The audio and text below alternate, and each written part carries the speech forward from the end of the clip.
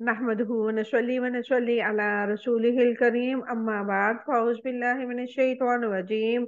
بسم الله الرحمن الرحيم. ربي اشرح لي صدري ويسر لي أمري واحلل عقدة من لساني يفقهوا قولي. ربي زدني علما، ربي يسر ولا تعسر وتمم بالخير وبك نستعين. اللهم فقهنا في الدين، اللهم أرنا الحق حقا وارزقنا اتباعه، وأرنا الباطل باطلا وارزقنا اجتنابه. اللهم إنا أسألك الهدى والتقى والعفاف والغنى. اللهم إنا أسألك علما نافعا. السلام علیکم ورحمۃ اللہ وبرکاتہ۔ امید کرتی ہوں آپ سب خیر و عافیت سے ہوں گے، ایمان، صحت اور تقوی کی بہترین حالتوں میں ہوں گے الحمدللہ۔ اللہ رب العزت سے دعا ہے کہ اللہ تعالیٰ آپ سب کو اپنے حفظ و امان میں رکھے، آپ کی طرف بڑھنے والا ہر شر اللہ تعالیٰ خیر میں بدل دے۔ اللہ تعالیٰ ہم سب سے دین اور دنیا کے بہترین کام لے، آمین ثم آمین۔ الحمدللہ اللہ تعالیٰ نے ہمیں امت وسط بنایا، بہترین امت بنایا۔ کس لیے؟ کہ ہم نبی کریم صلی اللہ علیہ وسلم کی امت ہیں، خاتم النبیین کی امت ہے۔ نبی کریم صلی اللہ علیہ وسلم نے ہمیں ایک زندگی کا اصول بتایا، قانون بتایا، شریعت دی ہمیں۔ اس کے باوجود ہم نے اپنی زندگیوں کو بے حد برباد کیا۔ اور کس طرح برباد ہوا؟ ہم نے دنیا کے پیچھے سب کچھ بھول گئے، اور ہمیں یہ پتا بھی ہے کہ یہ جو دنیا ہے یہ بالکل عارضی ہے۔ زیادہ سے زیادہ 100 سال کوئی جی لے گا، یا 110 سال جی لے گا، اس سے زیادہ میرا نہیں خیال کوئی جی سکتا ہے، یا کتنا جی لے گا۔ ایک نہ ایک دن اس دنیا کو چھوڑنا ہے، سبھی نے چھوڑنا ہے۔ ہم یہ سوچتے ہیں ہم زندہ ہیں تو ہمارے لیے موت نہیں آئے گی، بلکہ ایسا نہیں ہے۔ ہماری موت اٹل ہے، یہ آ کے ہی رہے گی۔ ہم موت سے تو ڈرتے ہیں کہ موت نہ آ جائے، ہم وہ کام کرتے ہیں کہ ہم یہاں سے بچیں، ہم یہ نہ کریں، ہمیں کچھ نقصان نہ ہو۔ لیکن ہم یہ کبھی نہیں سوچتے کہ ہم نے مرنا تو ہے ہی، لیکن مرنے کے بعد جو ہماری زندگی ہے ہم اس کو بہتر بنائیں۔ اور اس کو بہتر بنانے کا طریقہ نبی کریم صلی اللہ علیہ وسلم کی اسماء الحسنی سے ہمیں ملتا ہے، اور اللہ رب العزت نے ہمارے لیے یہ قرآن پاک نازل فرمایا۔ ہم قرآن پاک کو پڑھ رہے ہیں الحمدللہ، ابھی ہمارے 2 پارے کمپلیٹ نہیں ہوئے، اور ہمیں بہت ساری چیزوں کا علم ہو چکا الحمدللہ ثم الحمدللہ۔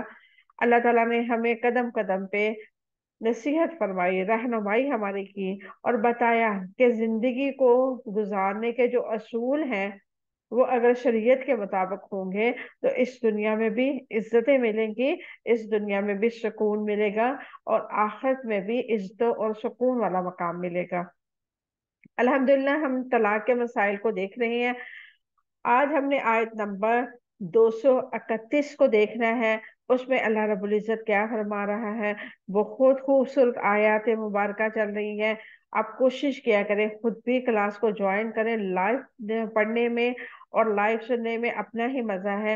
اور کوشش کیا کریں کہ اپنی گھر کی جتنی بھی خواتین ہیں ان کو بھی ساتھ کہیں کہ ہمارے ساتھ یہ کلاسز ضرور اٹینڈ کریں، کیونکہ خواتین کے مسائل ایسے ہیں کہ ہم کسی سے پوچھتے ہوئے بھی ہمیں جھجک محسوس ہوتی ہے۔ ہمیں لگتا ہے کہ ہم پوچھیں گے تو لوگ کیا سوچیں گے، اس سے بہتر یہ ہے کہ ہم پوچھتے ہی نہیں۔ تو بہت سارے ہم سے گناہ بھی سرزد ہو جاتے ہیں، بہت سارے ایسے کام ہو جاتے ہیں جو اللہ رب العزت کی ناراضگی کا باعث بنتے ہیں۔ اس لیے جب قرآن پاک کا ترجمہ پڑھایا جا رہا ہو یا قرآن پاک کی تفسیر ہو تو آپ اپنی فیملی کو ضرور انوائٹ کیا کریں کہ لازمی اس کو سنیں، کلاسز لیں۔ یہ کلاسز بہترین ہے ہماری تربیت کے لیے، خاص طور پہ خواتین اگر دین کو سمجھتی ہیں تو آنے والی جو نسلیں ہیں کئی نسلوں تک وہ دین پھیلتا ہے۔ ایک ماں، فرض کرے اس کے 4 بچے ہیں، 5 بچے ہیں، 2 بچے ہیں، جتنے بھی اس کے بچے ہیں، اگر ماں کو دین کی سمجھ ہوگی، وہ قرآن کو سمجھتی رہی ہوگی، اس نے دین سمجھا ہوگا، اس کو قرآن کا ترجمہ معلوم ہوگا، اس کو حدیث کا علم ہوگا، تو وہ اپنے بچے کی بہترین تربیت کرے گی اور وہ معاشرے کو بہترین انسان دے گی۔ اور اگر ماں نہیں پڑھی ہوگی تو وہ اپنے بچے کی کبھی بھی بہترین پرورش نہیں کر سکتی۔ اس لیے یہ جو ٹاپک ہیں بہت خوبصورت ہیں، خواتین کے سننے والے ہیں، سمجھنے والے ہیں اور عمل کرنے والے ہیں۔ کوشش کیا کریں سب کو دعوت دیں، اور یہ صدقہ جاریہ ہے، اس کی نہ کوئی فیس ہے، نہ ہم کوئی چارجز لیتے ہیں، نہ کوئی رجسٹریشن فیس ہے، کوئی بھی کچھ بھی نہیں ہے، فری میں ہے۔ اللہ کی رضا کے لیے ہم پڑھ رہے ہیں، پڑھا رہے ہیں، تاکہ یہ دین جو ہے دنیا کے کونے کونے تک پہنچے۔ یہ قرآن کا جو پیغام ہے ہم ایک دوسرے کے ذریعے دنیا کے کونے کونے تک پہنچائے۔ اللہ رب العزت ہماری کوشش کو قبول کرے۔ چلے جی آغاز کرتے ہیں آج کی آیت مبارکہ کا، جو ہے آیت نمبر 231 سے شروع ہو رہی ہے۔ اعوذ باللہ من الشیطان الرجیم، بسم اللہ الرحمن الرحیم۔ وَإِذْ، اور جب، طَلَّقْتُمُ، تم طلاق دو، نساء، عورتوں کو، فبلغنا، پس وہ پہنچ جائیں، اجلہن، اپنی عدت کو، فامسکوہن، تو تم روک لو انہیں، بمعروف، اچھے طریقے سے، او سرحوہن، یا تم چھوڑ دو انہیں، بمعروف، اچھے طریقے سے، ولا، اور نہ، تمسکوہن، تم روکو انہیں، ضرارن، تکلیف دینے کو، لتعتدوا، تاکہ تم زیادتی کرو، وَمَن، اور جو، یفعل، کرے، ذالک، ایسا، فقد، تو یقیناً، ظلم، اس نے ظلم کیا، نفسہ، اپنی جان پر، ولا تتخذوا، اور نہ تم بناؤ، آیاتی، آیات کو، اللہ تعالیٰ کی، ہزواً، مذاق، وَاذْکُرُوا، اور تم یاد کرو، نعمت کو، اللہ تعالیٰ کی، علیکم، اپنے اوپر، وما، اور جو، انزلہ، اس نے نازل کیا، علیکم، تم پر، من الکتابی، کتاب میں سے، والحکمتی، اور حکمت سے، یعظکم، وہ نصیحت کرتا ہے تمہیں، بھی، ساتھ اس کے، واتقوا، اور تم ڈرو، اللہ تعالیٰ سے، وَعْلَمُوا، اور جان لو، یقیناً، اللہ تعالیٰ، بکل، ہر چیز کو، بکل شیء، ہر چیز کو، علیم، خوب جاننے والا ہے۔ یہ تھی آج کی ہماری آیت مبارکہ۔ اب ہم اس کے روٹ ورڈ دیکھتے ہیں۔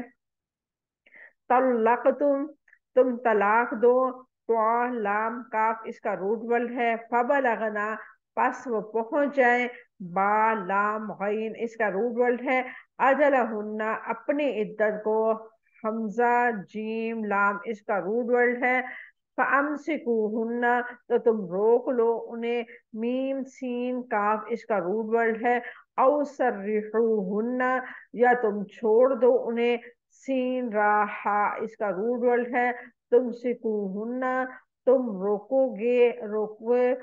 روکے رکھو انہیں، میم، سین، کاف اس کا روٹ ورڈ ہے، دیوارن، تکلیف دینے کو، دواد، را اس کا روٹ ورڈ ہے، ظلم، اس نے ظلم کیا، زواد، لام، میم اس کا روٹ ورڈ ہے، ہزون، مذاق، حمزہ، حمزہ اس کا روٹ ورڈ ہے، یعظکم، وہ نصیحت کرتا ہے تمہیں، واو، عین، زواد اس کا روٹ ورڈ ہے۔ یہ تھے آج کے ہمارے روٹ ورڈ۔ اب ہم اس کی مختصر سے تفسیر دیکھتے ہیں۔ وَإِذَا طَلَّقْتُمُ النِّسَاءَ فَبَلَغْنَ أَجَلَهُنَّ فَأَمْسِكُوهُنَّ بِمَعْرُوفٍ أَوْ سَرِّحُوهُنَّ بِمَعْرُوفٍ وَلَا تَمْسِكُوهُنَّ ضِرَارًا لِتَعْتَدُوا وَمَن يَفْعَلْ ذَلِكَ فَقَدْ ظَلَمَ نَفْسَهُ وَلَا تَتَّخِذُوا آيَاتِ اللَّهِ هُزُوًا وَاذْكُرُوا نِعْمَةَ اللَّهِ عَلَيْكُمْ وَمَا أَنزَلَ عَلَيْكُمْ مِنَ الْكِتَابِ وَالْحِكْمَةِ يَعِظُكُمْ بِهِ وَاتَّقُوا اللَّهَ وَاعْلَمُوا أَنَّ اللَّهَ بِكُلِّ شَيْءٍ عَلِيمٌ۔ اور جب تم اپنی عورتوں کو طلاق دے دو، پس وہ اپنی عدت کو پہنچ جائیں تو اچھے طریقے سے انہیں روک لو یا اچھے طریقے سے انہیں چھوڑ دو، اور انہیں تکلیف دینے کے لیے نہ روکے رکھو، تم زیادتی کرو گے، اور ایسا اگر کرو گے تو یقیناً اس نے اپنے جان پر ظلم کیا، اور اللہ تعالیٰ کی آیت کو مذاق نہ بناؤ، اور اپنے اوپر اللہ تعالیٰ کی نعمتوں کو یاد کرو جو کتاب و حکمت میں اس نے نازل کیا ہے، اور وہ تمہیں اس کے ساتھ نصیحت کرتا ہے، اور اللہ تعالیٰ سے ڈرو اور جان لو یقیناً اللہ تعالیٰ ہر چیز کو خوب جاننے والا ہے۔ اس آیت مبارکہ کا شان نزول اب ہم دیکھیں گے۔ ابن جریر رحمہ اللہ نے اوفی کے ذریعے سیدنا عبداللہ بن عباس رضی اللہ تعالیٰ عنہما سے روایت کیا ہے کہ ایک آدمی اپنی بیوی کو طلاق دیتا ہے، پھر عدت پوری ہو جانے کے بعد اس سے رجوع کر لیتا ہے، اس کے بعد پھر اسے طلاق دے دیتا تھا، اسی طرح اس کو نقصان پہنچاتا تھا اور لٹکائے رکھتا تھا۔ اس پر اللہ تعالیٰ نے یہ آیت مبارکہ نازل کی، یعنی کہ اس دور میں جو لوگ تھے وہ کیا کرتے تھے، عورتوں کو نہ چھوڑتے تھے نہ بساتے تھے، تو اس پر اللہ رب العزت نے عورتوں کے حقوق کے لیے، عورتوں کو عزت و تعظیم کے لیے یہ آیت مبارکہ نازل کی۔ وَإِذَا طَلَّقْتُمُ النِّسَاءَ فَبَلَغْنَ أَجَلَهُنَّ فَأَمْسِكُوهُنَّ بِمَعْرُوفٍ أَوْ سَرِّحُوهُنَّ بِمَعْرُوفٍ وَلَا تُمْسِكُوهُنَّ ضِرَارًا لِتَعْتَدُوا، اور جب تم اپنی عورتوں کو طلاق دے دو پس وہ اپنی عدت کو پہنچ جائے تو اچھے طریقے سے انہیں روک لو یا اچھے طریقے سے انہیں چھوڑ دو، انہیں تکلیف دینے کے لیے نہ روکے رکھو اور تکلیف دینے کے لیے نہ روکے رکھو۔ اس کی کیا وضاحت ہے؟ وَإِذَا طَلَّقْتُمُ النِّسَاءَ، یعنی جب آپ اپنی بیویوں کو ایک یا دو بار رجی طلاق دے چکو، جیسے ہم نے اوپر پڑھا تھا رجی طلاق یعنی کہ دو بار جو ہوتی ہے ہر حیض کے بعد، فَبَلَغْنَ أَجَلَهُنَّ، پھر وہ اپنی عدت پوری کرنے کے قریب ہوں، فَأَمْسِكُوهُنَّ بِمَعْرُوفٍ، تو اچھے طریقے سے انہیں روک لو۔ اچھے طریقے سے روکنے سے مراد کے بسانے کے لیے رجوع کریں اور ان کے حقوق پورے کریں۔ أَوْ سَرِّحُوهُنَّ بِمَعْرُوفٍ، یا اچھے طریقے سے انہیں چھوڑ دو۔ اچھے طریقے سے چھوڑنے سے مراد یہ ہے کہ رجوع کیے اور نقصان پہنچائے بغیر ان کا حق مہر ادا کرو، ان کو جو آپ نے شادی کے بعد، نکاح کے بعد ان کو کچھ گفٹ وغیرہ دے چکے تھے ان سے وہ نہ لو، ان کو جہیز صحیح سلامت جیسے ہے ویسے ہی ان کو واپس کرو، ان کو جائیداد کے علاوہ ان کو کچھ اور بھی مزید دے کر عزت کے ساتھ طریقے کے ساتھ رخصت کرے، اور ایسے رخصت کرے جیسے مہمان کو رخصت کیا جاتا ہے۔ ہم مہمان کو گالی گلوچ نکال کے تو نہیں نا رخصت کرتے، ہم بڑے عزت احترام کے ساتھ اس کو باہر چھوڑ کے آتے ہیں۔ بعد میں بے شک ہماری یہ نیچر ہے کہ بعد میں ہم گھر میں اندر گیٹ بند کرتے ہی ان کے خلاف شروع ہو جاتے ہیں باتیں کرنے، وہ الگ سے بات ہے، لیکن ہم جب مہمان کو رخصت کرتے ہیں تو بڑی عزت کے ساتھ، احترام کے ساتھ اس کو خدا حافظ کہتے ہیں۔ اللہ رب العزت نے بھی یہاں پہ یہی فرمایا ہے، اگر تمہارا اس عورت کے ساتھ یا اس مرد کے ساتھ نبھا نہیں ہو رہا تو تم لوگ اگر ایک دوسرے کو چھوڑ رہے ہو تو ایک دوسرے کی عزت کا جنازے مت نکالو، عزت و احترام کے ساتھ بس اتنی سی بات کہہ دے کہ ہمارے نصیب میں ساتھ یہیں تک کا تھا، بات ختم ہو جائے۔ لوگوں کو اتنی باریکی میں بتانے کی کیا ضرورت ہے، وہ اس طرح کا تھا، وہ نشہ کرتا تھا، وہ بدکردار تھا، وہ عورتیں رکھی ہوئی تھی، یا مرد یہ کہتے پھرتے ہیں وہ اچھی عورت نہیں تھی، اس نے پہلے بھی مجھ سے راز چھپائے اور بعد میں بھی اس کے میرے بعد میں وہ بہت ایسے کام کرتی تھی، یا جتنا میں کماتا تھا اپنے میکے کو کھلا دیتی تھی، یا اس کے میکے والے بیجا آ کے ہمیں تنگ کرتے تھے۔ تو ایسی باتوں سے لوگ صرف اور صرف آپ کی باتوں سے انجوائمنٹ کرتے ہیں، یعنی کہ کھیل تماشا سمجھتے ہیں۔ اس سے بہتر یہ نہیں ہے کہ آپ ان سے بول دیں، جو بھی پوچھے آپ کے رشتے کی ٹوٹنے کی کیا وجہ بنی تو انہیں صرف اتنا بول دے کہ ہمارے نصیب میں یہاں تک کا ساتھ تھا، بات ختم۔ بجائے اس کے کہ اپنے آپ کو کلیئر کرنے کے چکروں میں اگلے بندے کی انسلٹ کرنی، اگلے بندے کو تذلیل کرنا، اگلے بندے پہ تہمتیں لگانی، اگلے بندے پہ بہتان لگانے، بہتر یہ نہیں ہے مختصر سا قصہ کرے اور بات ختم کر دے بس۔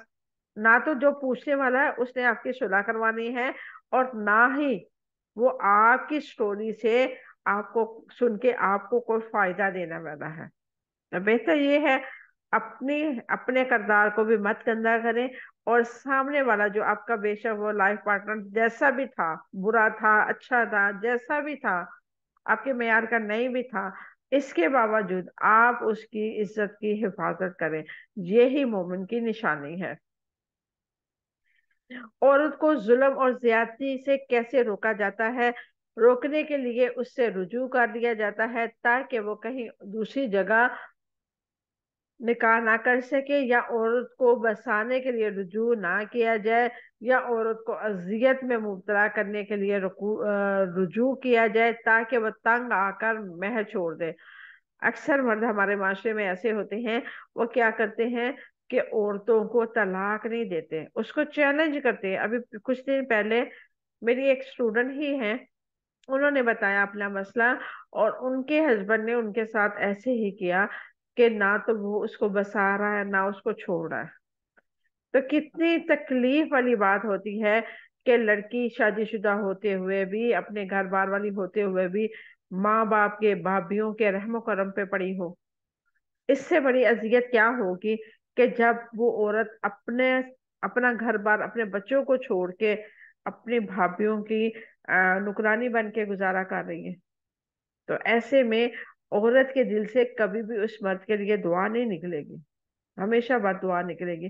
اور کسی کا دل دکھا کے اگر ہم چاہتے ہیں کہ ہم خوش ہوں گے، تو یہ تو انسان کی کہہ لیں کہ ایک خوش فہمی ہے کہ وہ اپنے اندر ہم خیالی میں بیٹھا ہوا ہے کہ میں اس کو اذیت دے رہا ہوں، یہ تنگ آ کے مجھے مہر چھوڑ دے گی۔ فرض کرے وہ مہر چھوڑ دیتی ہے، کتنا مہر ہوگا؟ 1 کروڑ ہوگا، 2 ہوگا، جتنا بھی ہو، لاکھوں کے حساب سے ہو، خدا نہ خواستہ، خدا نہ خواستہ اگر کوئی ایسا ایکسیڈنٹ آپ کے ساتھ ہو جاتا ہے جس میں آپ کی زندگی معذور ہو جاتی ہے، تو کیا کریں گے ان پیسوں کا؟ بہتر یہ نہیں ہے کہ اگر آپ کا لائف پارٹنر آپ کے ساتھ رہنا نہیں چاہتا کسی بھی وجہ سے، اس کے پاس عذر جو ہے وہ صحیح عذر ہے، اس کے دل میں وہ مقام حاصل نہیں ہو رہا، وہ ڈر رہا ہے یا ڈر رہی ہے کہ اگر میں یہ رشتہ رکھوں گی تو میں اللہ تعالیٰ کی نافرمانی کی طرف جاؤں گی۔ کیونکہ یہ جو میاں بیوی کا تعلق ہوتا ہے، ازواجی زندگی کا جو رشتہ ہوتا ہے، اس میں سب سے پہلا سٹیپ جو ہوتا ہے وہ خلوص ہوتا ہے۔ خلوص، وفاداری، محبت، یہ ساری چیزیں اگر ہوں گی تو وہ رشتہ اچھے طریقے سے نبھے گا۔ ورنہ کیا ہوتا ہے؟ وہی چک چک، وہی لڑائی، وہی جھگڑا۔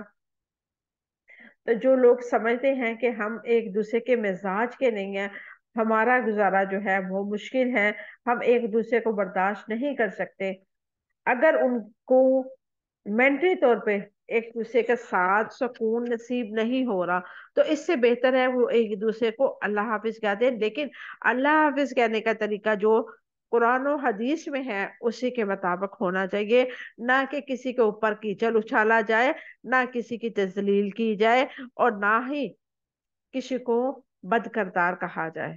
یہ ہے اصل طریقہ۔ آگے اللہ رب العزت فرماتا ہے وَمَن يَفْعَلْ ذَلِكَ فَقَدْ ظَلَمَ نَفْسَهُ، اور جو ایسا کرے گا تو یقیناً اس نے اپنی جان پر ظلم کیا۔ اپنی جان پر ظلم کرنے کی سے کیا مراد ہے؟ وَمَن يَفْعَلْ ذَلِكَ، اور جو ایسا کرے گا یعنی اپنی بیوی کو نقصان پہنچائے یا اس کا حق نہ دے، تو نقصان اس کی طرف سے لوٹے گا جس کا نقصان پہنچانے کا وہ ارادہ کرتا ہے۔ اللہ اکبر! اللہ تعالیٰ نے کس قدر خوبصورتی کے ساتھ عورتوں کا دفاع کیا ہے یہاں پہ، کہ اگر تم اپنی عورتوں کو، اور دیکھیں یہاں پہ ہم اس آیت مبارکہ میں مردوں کو اللہ رب العزت نے مخاطب کیا ہے، عورتوں کو مخاطب نہیں کیا، کیونکہ بہت کم عورتیں ہوتی ہیں جو اپنے مردوں کو، اپنے شوہروں کو نقصان پہنچاتی ہیں۔ یہ جو شرع ہے یہ مردوں میں ہوتی ہے، فطرت ہوتی ہے کہ وہ اپنی حاکمیت کہہ لیں، اپنا روب دبدبہ کہہ لیں، یا اپنی انا کہہ لیں، کہ ضد میں آ جاتے ہیں کہ میری بیوی مجھ سے خلا لے کے، مجھ سے طلاق لے کے کسی اور کے ساتھ شادی کریں گے، میں تو ایسا ہرگز ہونے ہی نہیں دوں گا۔ تو اللہ رب العزت نے اس قرآن پاک میں، اس آیت مبارکہ میں عورتوں کا دفاع کیا ہے اور عورتوں کے حقوق کی بات کی ہے۔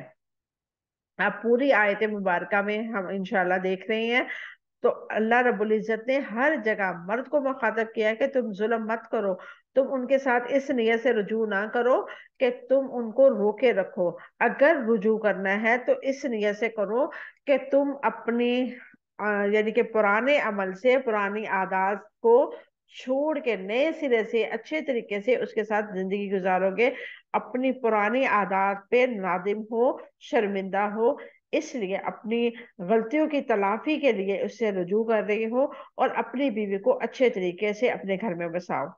وَمَن يَفْعَلْ ذَلِكَ، جو ایسا کرے گا، نقصان کرے گا، وہ اپنا ہی نقصان کرے گا۔ وہ جو بیوی کو نقصان پہنچانے کا ارادہ رکھتا ہے وہ لوٹ کر اسی کی طرف ہی آئے گا، بے شک وہ اس دنیا میں آئے یا آخرت میں آئے۔ اس دنیا میں آئے گا تو شاید ہو سکتا ہے وہ ہلکا ہو، لیکن جو آخرت میں اس کی طرف لوٹ کے آئے گا، اللہ اکبر، اللہ اکبر۔ اللہ رب العزت فرماتا ہے ان بطش ربک لشدید، تیرے رب کی پکڑ بڑی سخت ہے۔ اللہ اکبر۔ اگر اللہ رب العزت نے اس بات پہ پکڑ لیا کہ تم نے اپنی بیوی کے ساتھ کیا کیا تھا، تو سوچیں کیا بنے گا۔ ابھی وقت ہے، ہمارے پاس وقت ہے، عورتوں کے پاس بھی، مردوں کے پاس بھی۔ اللہ رب العزت ہم سب کو ہدایت والی زندگی عطا فرمائے، اور جو تو اللہ تعالیٰ کے احکامات کی مخالفت کرتا ہے وہ اپنے آپ کو اللہ تعالیٰ کی ناراضگی کے لیے پیش کر رہا ہوتا ہے، اور وہ اپنے آپ کو ظالموں میں شمار کر رہا ہوتا ہے، اور اپنے آپ کو شدید عذاب کا مستحق بنا لیتا ہے۔ اسی طرح وہ اپنے جان پر، اپنے آپ پہ ظلم کرتا ہے۔ وَلَا تَتَّخِذُوا آیَاتِ اللَّهِ ہزوا، اور اللہ تعالیٰ کی آیات کا مذاق نہ اڑاؤ۔ اللہ تعالیٰ کی آیت کے مذاق اڑانے سے مراد کیا ہے؟ اللہ تعالیٰ کی آیات مبارکہ کا مذاق اڑانے سے مراد یہ ہے کہ عورت کو تکلیف دینے کی غرض سے طلاق دینا اور رجوع کرنا، رجوع محض اس کو ستانے اور نقصان پہنچانے کی غرض سے نہ کرو، کیونکہ ایسا کرنا ظلم و زیادتی ہے اور احکام الہی سے مذاق کرنا ہے۔ سیدنا ابن عمر رضی اللہ تعالیٰ عنہ نے اپنے مسند میں، اور ابن مردودیہ رحمہ اللہ نے اور نے ابو درداء رضی اللہ تعالیٰ عنہ سے روایت کیا ہے کہ آدمی طلاق دیتا ہے، پھر اس کے بعد کہتا ہے کہ میں تو کھیل رہا ہوں، اور غلام کو آزاد کرتا ہے اور کہتا ہے میں مذاق کر رہا ہوں۔ اس پر اللہ رب العزت نے یہ آیت مبارکہ نازل کی کہ اللہ تعالیٰ کے احکامات کو نہ مذاق اڑاؤ اور نہ اس کو مذاق سمجھو۔ سیدنا ابو ہریرہ رضی اللہ عنہ سے روایت ہے کہ نبی کریم صلی اللہ علیہ وسلم نے فرمایا، تین کام ایسے ہیں جو سنجیدگی کے ساتھ کیے جائے یا مذاق میں کیے جائے وہ نافذ عمل ہوتے ہیں: نکاح، طلاق اور بیوی سے رجوع کرنا۔ اب دیکھیں، کس نے مذاق میں شادی کی، نکاح کر لیا، کہ میں تو مذاق کر رہا تھا، لیکن وہ نکاح ہو گیا۔ ایسے ہی ہنسی مذاق میں طلاق دے دی تو وہ طلاق ہو گئی، اور بیوی کے ساتھ رجوع کیا تو اس کی بیوی جو ہے اس پہ، یعنی کہ اس کی رجوع جو ہے وہ اس پہ لاگو ہو گئی، اور اللہ تعالیٰ کے احکامات کی فرمانبرداری نہ کرنا دراصل ان کا مذاق اڑانا ہے۔ مثلا بیوی کو نقصان پہنچانے کی خاطر روکنا، یا جدائی کر رکھنا، یا تین طلاقیں ایک ہی بار دے دینا، جبکہ اللہ رب العزت نے الگ الگ طلاق دینے کے لیے طریقہ مقرر فرمایا ہے۔ وَاذْكُرُوا نِعْمَتَ اللَّهِ عَلَيْكُمْ، اور اپنے اوپر اللہ تعالیٰ کی نعمت کو یاد کرو۔ نعمت سے مراد کیا ہے؟ وَاذْكُرُوا، اور یاد کرو، زبان سے یاد کرو کرنے کے لیے اس کی حمد و ثنا کرو، دل سے یاد کرنے کے لیے اقرار کرو، اعضاء کے ذریعے اللہ تعالیٰ کی اطاعت میں اپنے آپ کو مصروف رکھو۔ نعمت سے مراد کیا ہے؟ اسلام ہے، یعنی کہ اللہ رب العزت نے ہمیں اسلام دیا، تو یہ بہت بڑی ہمارے لیے نعمت ہے۔ اس دنیا میں اللہ تعالیٰ نے ہمیں امت مسلمہ میں پیدا فرمایا۔ آگے اللہ رب العزت فرماتا ہے وَمَا أَنزَلَ عَلَيْكُم مِّنَ الْكِتَابِ وَالْحِكْمَةِ يَعِظُكُم بِهِ، اور جو کتاب و حکمت میں اس نے تم پر نازل کیا ہے وہ تمہیں اس کے ساتھ نصیحت کرتا ہے، اس سے کیا مراد ہے؟ وما انزل علیکم، اور جو اس نے تم پر نازل کیا، من الکتابی، کتاب سے مراد قرآن مجید ہے، والحکمتی، حکمت سے مراد رسول اللہ صلی اللہ علیہ وسلم کی سنت ہے، یعظکم بہ، وہ تمہیں اس سے نصیحت کرتا ہے جو اس نے نازل کیا، اس کے احکامات کی مخالفت سے ڈر جاؤ، اور تمہیں کتاب و حکمت کے ذریعے نصیحت کرتا ہے۔ حکمت کے ساتھ نصیحت کیسے ہوتی ہے؟ حکمت سے مراد شریعت کے راز ہیں جو اللہ تعالیٰ کے امر و نہوائی کے اندر ہیں۔ حکمت یعنی کہ اللہ تعالیٰ کے احکامات کے راز ترغیب کے ساتھ رغبت کا باعث بنتے ہیں، اور ڈراوے کے ساتھ حکمت اللہ تعالیٰ کے خوف کا سبب بنتی ہے۔ یعنی کہ حکمت اللہ تعالیٰ کی مصلحت جو ہے، اللہ تعالیٰ نے شریعت میں اس کے راز چھپا رکھے ہیں۔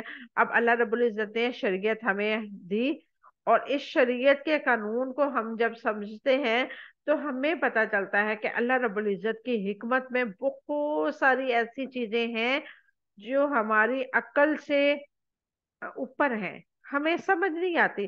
اور وقت کے ساتھ ساتھ یہ بھی نہیں ہے کہ اللہ رب العزت ہمیں وہ کبھی سمجھاتے ہی نہیں ہے، نہیں، سمجھ آئے گی، لیکن وقت کے ساتھ ساتھ ہم جب اس لیول میں پہنچتے ہیں نا، یا وہ چیز ہمارے سامنے جو اللہ کا حکم ہوتا ہے یا جس کی حکمت چھپی ہوتی ہے، بظاہر ہمیں وہ چیز نقصان دہ لگ رہی ہوتی ہے، لیکن اللہ کا اس میں حکم ہوتا ہے، حکمت بری وہ اللہ کا احکام ہوتا ہے۔ جب ہم اس پہ پہنچتے ہیں، اس لیول میں پہنچتے ہیں، یا وہ وقت مقرر جو اللہ رب العزت نے کیا ہوتا ہے ہمارے اوپر، وہ پردہ ہٹانے کا، جب ہم اس ٹائم میں پہنچتے ہیں تو ہمیں کیا پتا چلتا ہے کہ اچھا اللہ تعالیٰ نے یہ چیز ہم سے اس لیے دور کی تھی، اس میں یہ نقص تھا۔ تو اللہ تعالیٰ کی حکمت کو، اللہ تعالیٰ کی شریعت کو جو لوگ سمجھ جاتے ہیں، ان کو نہ ڈپریشن ہوتا ہے، نہ وہ ٹینشن کا شکار ہوتے ہیں، اور نہ ہی پھر وہ مایوس ہوتے ہیں، اور نہ ہی وہ رب کی پھر ناشکری کرتے ہیں۔ وَاتَّقُوا اللَّهَ، اور اللہ تعالیٰ سے ڈرو، اس سے کیا مراد ہے؟ اللہ تعالیٰ نے اپنے سے ڈرنے کا حکم دیا تاکہ لوگ اس کی نافرمانی سے بچ جائیں۔ قرآن کریم کا اسلوب حکمرانہ اور خاص انداز میں بیان کرنا ہے کہ ہر قانون کے پیچھے اللہ تعالیٰ کا خوف اور آخرت کا حساب یاد دلایا جاتا ہے۔ قرآن کریم قانون کو دنیا کے قوانین کے تعزیرات کے طرح بیان نہیں کرتا، بلکہ مربیانہ انداز میں اس کی حکمت اور مصلحت کی وضاحت کرتا ہے، جس کی وجہ سے کوئی ان جرائم پر اقدام کر ہی نہیں سکتا۔ یعنی کہ اللہ رب العزت پورے قرآن پاک میں کوئی ایسا پیج نہیں ہے جس میں اللہ رب العزت نے انسان کو ڈائریکٹ یا انڈائریکٹ نہ سمجھایا ہو کہ تم نے لوٹ کے میرے پاس آنا ہے، میں سب کچھ جاننے والا ہوں، میں علیم بذات الصدور ہوں، میں سب کچھ علیم بذات الصدور ہوں، غفور الرحیم ہوں، رحمان الرحیم ہوں، اور جبار اور قہار ہوں۔ اور اللہ رب العزت کی سخت پکڑ ہے، ان بطش ربک لشدید، اور اللہ تعالیٰ کی پکڑ بہت شدید ہے۔ یہ ہمیں تقریباً ہر پیج میں اللہ رب العزت ڈائریکٹ انڈائریکٹ سمجھاتا ہے، نصیحت کرتا ہے، تاکہ ہم جب قرآن پڑھیں، ہم جب آیت مبارکہ اختتام کی طرف ہماری جا رہی ہوتی ہے، تو آخر میں اللہ رب العزت نے کچھ ایسے الفاظ کے ساتھ اختتام فرماتا ہے جس سے ہمیں کیا پتہ چلتا ہے کہ اللہ تعالیٰ ہمیں الرٹ کر رہا ہے کہ بچ جاؤ، ابھی بھی وقت ہے، ابھی وقت ہے، بچ جاؤ، گناہوں سے بچ جاؤ، شیطان کی دوستی مت کرو، اپنے آپ کو بچا لو۔ جہنم کی آگ جو ہے وہ بہت ہی بری آگ ہے، دنیا کی آگ سے کئی گنا زیادہ ہے۔ جو شیطان ہے تمہیں جنت میں جانے سے روکتا ہے، اللہ رب العزت تمہیں جنت کی طرف بلا رہا ہے، اللہ رب العزت ہمیں قدم قدم پہ نصیحت فرما رہا ہے۔ اس کے باوجود ہم پڑھتے ہوئے اگر ہم عمل نہیں کریں گے تو اللہ رب العزت کیا کرے گا؟ ہمارے لیے شدید عذاب تیار کروائے گا۔ اللہ رب العزت سے دعا کیا کریں، اللہ تعالیٰ ہمیں علم نافع عطا فرمائے، ہمیں شرح صدر نصیب فرمائے، تاکہ جب ہم پڑھیں اور اس پہ ہمیں پڑھنے کے بعد ہمارے دل اس قدر مطمئن ہو جائے، ہم عمل کیے بغیر رہ ہی نہ سکے۔ اللہ تعالیٰ نے اپنی علیم کی شعور صفت علیم کا شعور دلا کے زمینی اور گھریلو مسائل کے ساتھ ساتھ اپنی گہری تعلق کا اظہار کیا کہ اللہ تعالیٰ خوب جاننے والا ہے، جان لو ہر چیز کا وہ علم رکھتا ہے۔ مومن اس کا علم الہی کے شعور سے زیادتی کرنے سے بچ جاتا ہے۔ جب انسان کو پتہ ہوتا ہے نا کہ میرے اوپر رب نگران ہے، اللہ نے میرے دونوں کندھوں پر اپنے مقرر فرشتے بٹھائے ہوئے ہیں، وہ میری ایک ایک موومنٹ لکھ رہے ہیں، وہ ایک ایک چیز کو پن آؤٹ کر رہے ہیں، ایک ایک بات لکھ رہے ہیں، میری جو ڈائری ہے وہ فوراً فوراً بھر رہی ہے۔